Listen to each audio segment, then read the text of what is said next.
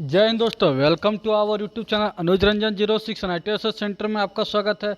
दोस्तों IREL India limited जो कि इंडियन रियल अर्थ लिमिटेड की तरफ से एक रिक्वायरमेंट निकल के आई है, जो कि 10th ITI diploma and graduation वालों के लिए ये एक रिक्वायरमेंट है। आप यहाँ देख सकते हैं, मैं अभी IREL इंडिया लिमिटेड के जो ऑफिशियल वेबसाइट पर मैं यहाँ पे कैरियर सेक्शन में आ चुका हूँ। यहाँ पे आप देख सकते हैं कि ये आपका जो है कि एडवर्टाइजमेंट नंबर दिया हुआ है CO/HRM/09/2022।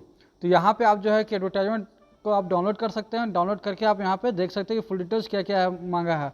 तो चलिए हम लोग यहाँ पे डाउनलोड करते हैं, उसका देखेंगे कि किस कैटेगरी में ITI वालों के लिए क्या क्या वैकेंसी है, डिप्लोमा वालों के लिए क्या है और किसके एज क्राइटेरिया क्या होने वाले, फॉर्म भरने के लिए आपका जो चार्ज लगेगा वो कितना लगेगा, किनको छूट दी गई, वो सारे हम लोग यहाँ पे देख लेते हैं। हाँ,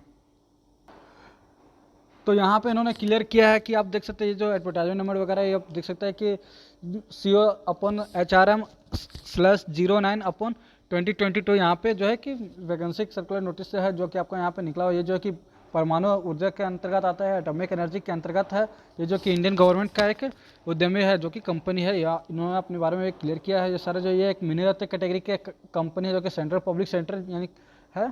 ठीक है, ये सारा इन्होंने अपने डिपार्टमेंटों में बताया, जो कि एक नॉर्मल अपना कोई भी कंपनी अपने बारे में डिटेल्स के रूप में बताती है। तो अगर बात की जाए कि फॉर्म कब से फिल हो रही है और कब तक फिल होगी, ऑनलाइन कब तक आवेदन हम कर सकते हैं, तो यहाँ पे जो है कि आवेदन करने की स्टार्टिंग डेट जो है वो कल से शुरू होगी, 17/6/2022 से दोपहर 2 बजे से। लेकिन कब तक होगी लास्ट डेट, तो 7 जुलाई 2022 तक। ओके, 7/7/2022 रात का 11:59 तक इन्होंने अपना टाइम दिया है कि आप तक उस समय तक आप जो है कि फॉर्म अप्लाई कर सकते हैं।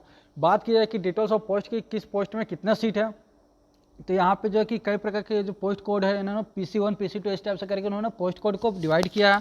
नेम ऑफ द पोस्ट लिखा है, पोस्ट कोड है, फिर नेम ऑफ द पोस्ट कितना आपको जो किस कैटेगरी में किस कास्ट वालों को कितना जॉब मिलेगा, फिर से कैटेगरी वाइज में बताया है, फिर से सैलरी कितना मिलेगा, स्टेपमेंट कितना मिलेगा, एज रिलैक्सेशन क्या है, वो सारे इन्होंने क्लियर किया है। तो हम लोग PC1 के बारे में देखते हैं। तो PC1 का जो ग्रेजुएशन ट्रेनिंग का फाइनेंस का है, ये जो है कि आप देख सकते हैं नंबर ऑफ पोस्ट इसमें 7 है, unreserved 3, OBC non creamy layer 2, SC 1, EWS 1 है।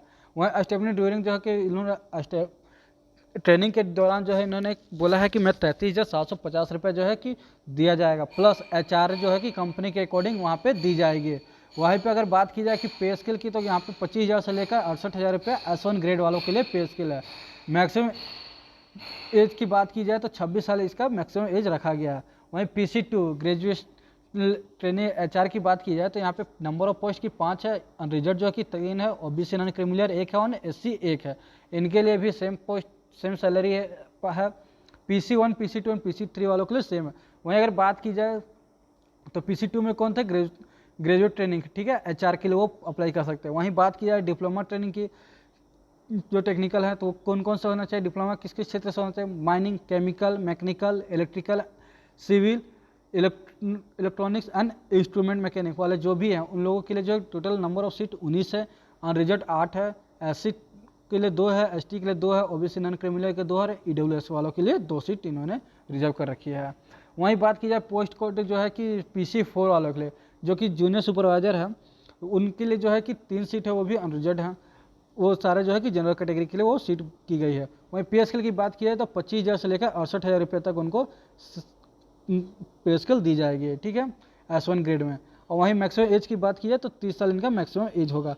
फिर वहीं पे PC5 में बात की जाए तो PC5 कौन सा, तो पर्सनल सिक्योरिटी वालों के लिए है, जो कि नंबर ऑफ पोस्ट है 2। वहीं अगर पे स्केल की बात की जाए तो 25,000 से लेकर 25,000 से लेकर 68, यानी कि 25,000 to 68,000 तक यहाँ पे इनके लिए भी पे स्केल है, जो कि सेम है PC4 एंड PC5 वालों के लिए है। और प्लस इन्होंने ये भी क्लियर किया है कि जो भी कैंडिडेट्स उनको बेसिक पे कैंडिडेट देगा as a government rule, plus PC4 and और उसको जो कि HRA अलाउंस वगैरह भी जो भी कंपनी अकॉर्डिंग जो भी आती है वो सारे जो है यहाँ पे दी जाएगी, ठीक है। वही बात की जाए कि 2.2 में क्या गया है कि नॉन एग्जीक्यूटिव वर्कमैन कैटेगरी वालों के, जो कि वर्कमैन जैसे कि ITI वाले लोग जो आते हैं उनके लिए भी कैटेगरी अलग बांट दी गई है। तो वर्कमैन वालों के लिए क्या है, तो PC6 में आते हैं वो लोग। तो PC6 वाला ट्रेडमैन ट्रेनिंग ITI कौन कौन से ट्रेड से होना चाहिए, fitter, electrician, attendant operator, chemical plant and instrumentation वालों, इन लोगों के लिए जो नंबर ऑफ सीट की बात की जाए तो 28 साल होना चाहिए। इन लोग को जो कि ट्रेनिंग के दौरान जो है कि 21,000 रुपये पर मंथ दी जाएगी। वहीं मैक्सिमम एज की बात की जाए तो 35 साल इसमें मैक्सिमम एज है।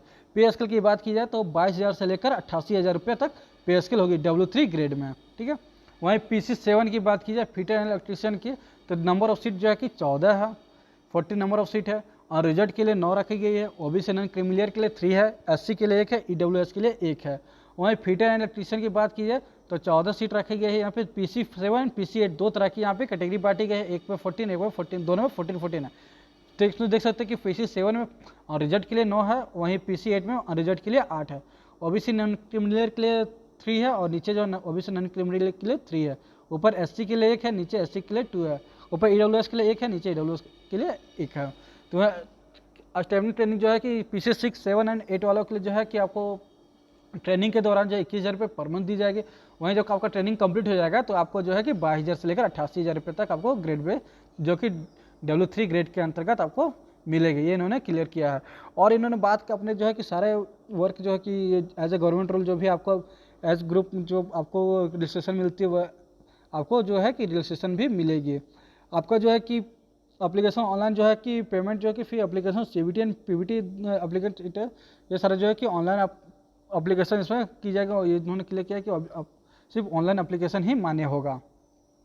वहीं क्वालिफाइड जो है कि क्वालिफाइंग नेचर जो कैसे होते हैं वो किस करेंगे, तो post code PC1 and 2 PC3 वालों के लिए जो graduation training and diploma training के अंतर्गत जो आता है उन लोगों के लिए क्या होना चाहिए, तो ग्रेजुएशन ट्रेनिंग वालों को जो फाइनेंशियल CA इंटरमीडिएट और CMA इंटरमीडिएट या ग्रेजुएशन होना चाहिए इन कॉमर्स से, जो कि यूनाइटेड इंडियन यूनिवर्सिटी होना चाहिए, जो विथ मिनिमम 50 और जिस स्टेट से आप वो कर रहे हैं वहाँ पे जो मिनिमम 50% मार्क्स होना चाहिए किसके लिए, तो SC वालों के लिए, और 60% अदर वाले यानी कि ST जनरल OBC ये सारे लोग के लिए जो कि 60% मिनिमम मार्क्स होना चाहिए कम से कम। वहीं ग्रेजुएशन ट्रेनिंग की बात की जाए जो कि HRA पोस्ट के लिए अप्लाई करेंगे उनके लिए जो है कि वो रिकॉग्नाइज्ड जो भी graduation in any discipline for a recognised Indian university with minimum जो है कि 50% मार्क्स होना चाहिए SC वालों के लिए, एंड अदर के लिए 60% मार्क्स होना चाहिए। ये ग्रेजुएशन के लिए इन्होंने ये रखा है कि आपको मिनिमम इतना मार्क्स तो होना ही चाहिए। वहीं अगर बात किया जाए डिप्लोमा ट्रेनिंग टेक्निकल की तो उनके लिए जो क्या है तो वो एज क्राइटेरिया ये क्वालिफिकेशन तो 3 ईयर का डिप्लोमा होना चाहिए किस क्षेत्र में, तो या तो माइनिंग में हो या केमिकल, मैकेनिकल, इलेक्ट्रिकल, सिविल या फिर इलेक्ट्रॉनिक्स एंड इंस्ट्रूमेंट इंजीनियर, इस सभी में से किसी एक से अगर आप जो है कि डिप्लोमा ट्रेनिंग किए 3 साल का तो आप इसको फिल कर सकते हैं। और साथ ही आपको जो है कि मिनिमम SC कट और ST से आते हैं, यहाँ पे देखिए SC एंड ST वालों के लिए जो कि 50% मार्क्स रखा है, और अदर कैंडिडेट्स के लिए मिनिमम 60% मार्क्स होना चाहिए। पोस्ट कोड अगर PC4 जो है जूनियर सुपरवाइजर के लिए तो उनके लिए क्या है क्वालिफिकेशन, उनको जो है कि मास्टर डिग्री होना चाहिए, रिकॉग्नाइज्ड यूनिवर्सिटी जो होना चाहिए, और जो कि हिंदी और इंग्लिश की कंपलसरी होना चाहिए, जो कि इनको लैंग्वेज आना चाहिए, और इसका जो एग्ज़ाम होगा वो हिंदी एंड इंग्लिश लैंग्वेज में लेवल में एग्ज़ाम होगा, ठीक है। एक्सपीरियंस की बात की जाए तो इनको जो है कि 1 साल का एक्सपीरियंस होना चाहिए रिलेटिव फील्ड के जिस फील्ड से वो अप्लाई कर रहे हैं। ये सारे के लिए ऊपर से जितने भी अब तक उन्होंने देखा है वो सबके लिए सेम क्राइटेरिया है, मिनिमम 1 साल का आपको एक्सपीरियंस होना चाहिए, ठीक है। इस चीज़ को क्राइटेरिया किया है इन्होंने। अब कहाँ से होना चाहिए, या तो आप जो है कि हिंदी एंड इंग्लिश से जो है कि अंडर सेंट्रल होना चाहिए, स्टेट गवर्नमेंट या ऑटोनोमस बॉडी बोर्ड से, या फिर स्टेट ऑर्गेनाइजेशन एंड PSU, इस किसी भी क्षेत्र से आप 1 साल का एक्सपीरियंस होना चाहिए। पोस्ट कोड PC5 की अगर बात की जाए जो कि पर्सनल सिक्योरिटी के लिए पोस्ट है, उनके लिए जो है कि उनके अकॉर्डिंग जो है कि रखा गया है, वहाँ पे इन्होंने टाइपिंग मांगा, टाइपिंग का स्पीड कितनी होनी चाहिए, तो 40 वर्ड्स पर मिनट होने चाहिए, ठीक है। 1 मिनट में आप 40 वर्ड का टाइपिंग मार सको, इन्होंने स्टेनोग्राफी के लिए स्किल का रखा है, ठीक है। तो इस सब का कैसे कैसे होगा, तो पहले जो है कि रिटन टेस्ट होगा, उसके बाद जो है कि आपका फिजिकल टेस्ट या फिर ट्रेड टेस्ट जो अलग अलग कैटेगरी में, मैं उसके बारे में भी आपको क्लियर आपको आगे सब बताऊँगा।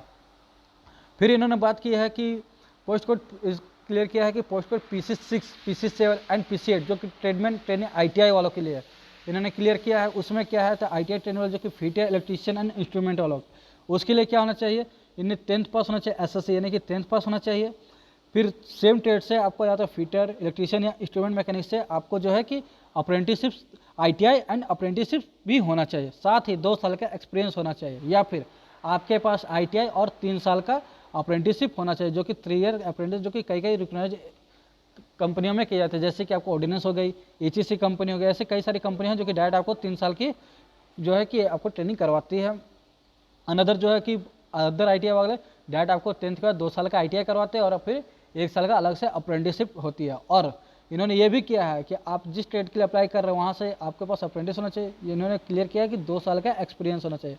तो कैसे एक और वो कैसे मान्य होगा, तो मिनिमम आपका 1 साल का एक्सपीरियंस होना चाहिए और 1 साल का आपका NSC सर्टिफिकेट होगा तो भी वो एलिजिबल होगा। ओके। और जो है कि इलेक्ट्रीशियन वालों को जो कि वैलिड लाइसेंस होना चाहिए, जो उनका लाइसेंस है वो अपना उनके पास लाइसेंस होना चाहिए, जो कि हैवी वर्क के लिए आपको उनको वैलिड सेंट्रल लाइसेंस होता है। ठीक है। अटेंडेंट ऑपरेटर केमिकल प्लांट की अगर बात की जाए तो इनके लिए जो कि 10th पास होना चाहिए, ITI या फिर ITI अप्रेंटिसशिप सर्टिफिकेट होना चाहिए, जो कि सेम जो है कि ITI वालों को जो मांगा गया था वही अटेंडेंट ऑपरेटर केमिकल प्लांट वालों के लिए भी सेम चीज़ मांगा गया और सेम जो है कि अप्रेंटिसशिप वगैरह आपको होना चाहिए। सिर्फ इन्होंने एक एक्स्ट्रा ये क्लियर किया है कि आप जो है कि आपको मिनिमम 50% मार्क्स होना चाहिए विथ रिलेटेड सब्जेक्ट। और यहाँ पे जो है कि इन्होंने ये किया है कि आप यहाँ पे देख सकते हैं इंटरमीडिएट हाई स्कूल जो कि केमिस्ट्री से होना चाहिए, जो कि सब्जेक्ट मिनिमम 50% मार्क्स होना ही चाहिए। ये इन्होंने क्लियर अलग से लाइन ऐड किया है। फिर वहीं एज रिलैक्सेशन की अगर बात की जाए तो एज रिलैक्सेशन जो है कि ST/SC as a government rule ही है। आप यहाँ पे नॉर्मल देख सकते हैं SC/SC वालों को 5 साल, OBC वालों के लिए 3 साल, PWD वालों के लिए 10 साल एंड PWD OBC वाला जो आता है उनको 13 साल हो जाता है, 10 साल और एक्स्ट्रा प्लस 3 साल हो जाता है। फिर वहीं जो जम्मू कश्मीर वालों के लिए 5 साल एक्स्ट्रा जो है कि छूट दी गई है। एज रिलैक्सेशन इन लोगों के लिए ऐसा क्राइटेरिया बांटा गया है। जो अभी फिर एक्स सर्विस वालों के लिए जो PC4 एंड PC5 में है जो है कि अलग गवर्नमेंट गाइड से रूल किया गया, जो कि आपको 45 साल उनके लिए मैक्सिमम एज होना चाहिए। ये जो है कि किसके लिए, एक्स सर्विसमैन ESM वालों के लिए। ठीक है। जो कि उनके क्राइटेरिया बाय जो है कि जो कि ITI भी अगर और एक्स सर्विसमैन है तो ITI ट्रेनिंग के ITI किए हुए हैं तो उनके लिए मैक्सिमम जो है कि 50 साल एज रहेगा तो भी वो अप्लाई कर सकते हैं। अलग अलग ग्रुप के लिए जो है कि अलग अलग एज क्राइटेरिया बांटी गई है। अभी वहीं अगर बात की जाए सिलेक्शन प्रोसेस की प्लस मोड ऑफ सिलेक्शन की, तो सिलेक्शन प्रोसेस कैसी होगी आपकी, तो आपको फर्स्ट होगा रिटन टेस्ट। रिटन टेस्ट किसका होगा, जो कि जिस पोस्ट के लिए आप अप्लाई किया है, HRA के लिए, ITI के लिए या फिर डिप्लोमा बेस्ड, तो उनका जो रिलेटिव सब्जेक्ट से आपका जो है कि पहले ट्रेड टेस्ट ये एग्जाम फर्स्ट लेवल जो है कि रिटन टेस्ट हो गया और उसके बाद जो है कि स्किल टेस्ट, ट्रेड टेस्ट या कंप्यूटर प्रोफाइल जो कि अलग अलग या फिर साइमेट्रिक टेस्ट, ये सारा जो है कि आपका जो कि टेस्ट लिया जाएगा। ये सेकेंड पेपर होगा। और किस के लिए कितना कितना पेपर होगा, तो यह इन्होंने बाय लैंग्वेज पेपर क्या है नहीं कि हिंदी और इंग्लिश दोनों पेपर में क्वेश्चन होगा। आप किसी एक पेपर में एग्जाम दे सकते हैं या फिर दोनों में देख सकते हैं, ये अलग अलग आपका चॉइस होता है। फिर वहीं पे बात की जाए कि PC1 ग्रेजुएट ट्रेनिंग के वाला के लिए जो है कि सब्जेक्ट नॉलेज की अगर बात की तो 50 क्वेश्चन होगा। टाइम की बात किया तो 120 मिनट का नहीं कि 2 घंटे का एग्जाम होगा, जिसमें कि फर्स्ट पेपर आपका 50 मार्क्स का होगा और सेकंड पेपर जो होगा आपका जनरल नॉलेज होगा। 50 मार्क आपका रिलेटेड ट्रेड से होगा, सब्जेक्ट से होगा और 50 नंबर जो है आपका जनरल होगा, यानी उसमें मैथ, साइंस, रीजनिंग, इंग्लिश वगैरह, रीजनिंग ये सारा चीज़ ऐड होगा, GK वगैरह। फिर वहीं पोस्ट कोड बात PC3 की अगर बात की जाए तो डिप्लोमा ट्रेनिंग टेक्निकल जो है वो हो गया। फिर से सब्जेक्ट जो है कि उनका कौन सा सब्जेक्ट के लिए होगा, तो अपने अपने जो कि ट्रेड से रिलेटेड जो है कि उनका सब्जेक्ट नॉलेज विद भी constant question for test basic knowledge for general engineering, उनका जनरल इंजीनियरिंग का बेसिक टेस्ट का पेपर होगा। फिर वहीं जो है कि सेकेंड पेपर में 2 सेक्शन में बांटा गया, पार्ट 1 को, उसमें 100 क्वेश्चन हो गए और फिर सेकेंड पेपर में जो होगा वो 50 क्वेश्चन की हो। तो फर्स्ट पार्ट 100 क्वेश्चन होगा तो उसको सेक्शन A और सेक्शन B में बांट दिया जाएगा। तो सेक्शन B में क्या होगा, तो उसका जो है कि नॉलेज जो स्पेसिफिक डिसिप्लिन मतलब जिस ट्रेड से रिलेटेड है उससे वहाँ पे वो पूछा जाएगा। और जो 50 क्वेश्चन फर्स्ट का है सेक्शन A में वो रिलेटिव मतलब कि सारा ट्रेड से रिलेटेड जो है कि 50% का क्वेश्चन पूछा जाएगा। और वही जो है कि अदर जो है कि 50% जो क्वेश्चन 50 मार्क्स का वो जो है कि अदर रिलेटिव जो है कि आपका जैसे जनरल नॉलेज हो गया, रीजनिंग हो गया, इंग्लिश एंड मैथ, ये सारे चीज़ से पूछा जाएगा। वहीं अगर बात की जाए ITI वालों के लिए, तो इनके लिए भी अलग से क्राइटेरिया इन्होंने बताया है, PC6, 7 एंड PC8। तो क्या है, ट्रेडमैन ट्रेनिंग ITI वालों के लिए किस कौन कौन से लोग हैं, fitter, electrician, attendant operator, chemical plant and instrument mechanic वालों, इन लोग के लिए क्या है कि इन लोग के लिए भी 100 मार्क्स का पेपर होगा, 120 मिनट का टाइम होगा और नो निगेटिव होगा, इसमें निगेटिव नहीं होगा। और जो अभी है कि पेपर बेस्ड एग्जाम होगा, यानी कि ये सारा जो है कि ओमार बेस्ड है, ITI वाला ओमार बेस्ड है और ऊपर जो है जितना भी ये लोग CBT कंप्यूटर बेस्ड एग्जाम ये लोग देंगे। ठीक है। यहाँ पे देख सकते हैं कि PC1 से लेकर PC5 एंड PC3 जो है ये सारे लोग हैं जो PC1 से PC5 ये लोग कंप्यूटर बेस्ड एग्जाम देंगे उनके लिए। और वहीं ITI वाला जो है कि ऑफलाइन एग्जाम इनका होगा कहाँ और कितना का होगा, तो 120 मिनट इनके लिए टाइम होगा, 100 क्वेश्चन होगा। पहला जो 50 क्वेश्चन रिलेटिव सब्जेक्ट से होगा, आपको जो है कि ये रिलेटिव आपको नॉलेज होना चाहिए। वहीं 50 जो होगा आपका जनरल आपसे पूछा जाएगा। कौन कौन सा होगा, मैथ, साइंस, रीजनिंग, ये सारी चीज़ें जीके वगैरह से पूछे जाएंगे। वहीं ये सारे जो है कि अलग अलग कैटेगरी वाइज इन्होंने मिनिमम मार्क्स जो है कि आपका ये क्लियर किया है। और फिर कहाँ पे आपका post, name of the post and written test centre, आपका जो कि पोस्टिंग रिटन टेस्ट के सेंटर कहाँ कहाँ पर आ जाएगा, इसके बारे में भी आप थोड़ा सा जान लीजिए। PC1, PC2, PC3, PC4, PC5 लेंगे, PC1 से लेकर PC5 तक को लो। ये कहाँ पे होगा इनके लिए टेस्ट का सेंटर, रिटन टेस्ट का सेंटर? तो मुंबई, पुणे, त्रिवल्लम, कोच्चि और भुवनेश्वर एंड कटक, ये सारे जो है कि 6 स्थान पे इनका एग्जाम सेंटर बनाया जाएगा, ठीक है, रिटन टेस्ट के लिए। वहीं अगर बात की जाए कि PC6, 7 एंड 8 जो कि ITI वालों के लिए, वो उनके लिए कहाँ होगा? भुवनेश्वर, कटक, त्रिवल्लम, कोच्चि एंड चेन्नई एंड मदुरई, ये सारे 6 स्थान पे इनके लिए रिटन टेस्ट सेंटर बनाया जाएगा। तो ये सारी जो है कि इन्फॉर्मेशन थी।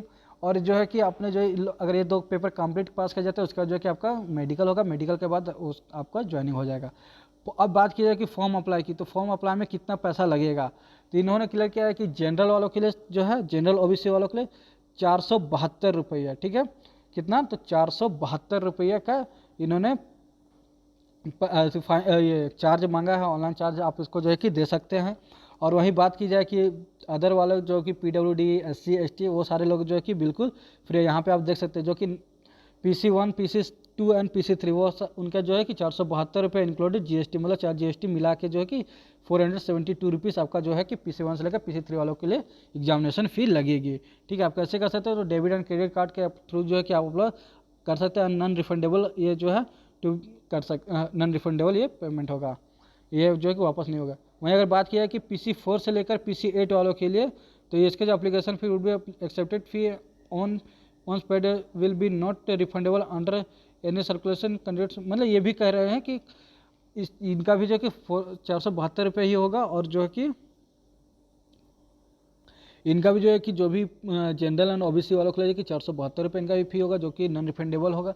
और इन्होंने जो और यहाँ पे इन्होंने क्लियर किया कि SC ST PWD EWS और एक्स सर्विसमैन प्लस वुमेंस, जितना भी महिला लोग हैं, वो भी जो भी उनके लिए जो है कि कोई फॉर्म का चार्ज नहीं लिया जाएगा, उन सारों के लिए जो है कि फ्री है। आप अप्लाई कैसे कर सकते हैं? तो इनका ऑफिशियल वेबसाइट दिया गया www.irc, जो कि इनका कैरियर सेक्शन है, वहाँ से आप अप्लाई कर सकते हैं। तो आप लोगों को, और ये इन्होंने नॉर्मल जो है कि अपना फोटो सिग्नेचर और जो भी डॉक्यूमेंट्स वगैरह अपलोड करना है, वो कैसे कैसे आप कर सकते हैं, वो सारे चीज़ जो है कि आप लोग यहाँ पे जो है कि वो सारे क्लियर किया गया है। तो आप लोगों को ये वीडियो कैसा लगा? अगर वीडियो पसंद आया हो तो कृपया वीडियो को लाइक कर, चैनल को सब्सक्राइब कर ले। मैं ऐसा ही कंटिन्यू आप लोगों के लिए वीडियो लाता रहता हूँ, जो भी रिलेटिव, जो भी मैकेनिकल से, fitter, Turner, machinist, diesel mechanics, stone mechanic, ये सब ट्रेड से हैं, वो सारे लोग हमारे क्लास को ज्वाइन कर सकते हैं। मैं जो है कि इसी चैनल पर कंटिन्यू क्लास लिया करता हूँ। तो आप लोग हमारे क्लास को ज्वाइन कीजिए और वहाँ से रेगुलर वीडियो देखेगा। और जब भी इस तरह का वैकेंसी आता है तो मैं आप लोगों के लिए अपडेट करता ही रहता हूँ। और कैसे भराएगा, इस पर मैं एक वीडियो आप लोगों के लिए बनाकर दे दूंगा। तो मिलते हैं नेक्स्ट वीडियो में। आप लोग अगर वीडियो पसंद आया होगा तो कृपया वीडियो को लाइक कर चैनल को सब्सक्राइब कर लेगा। Thank you and bye bye.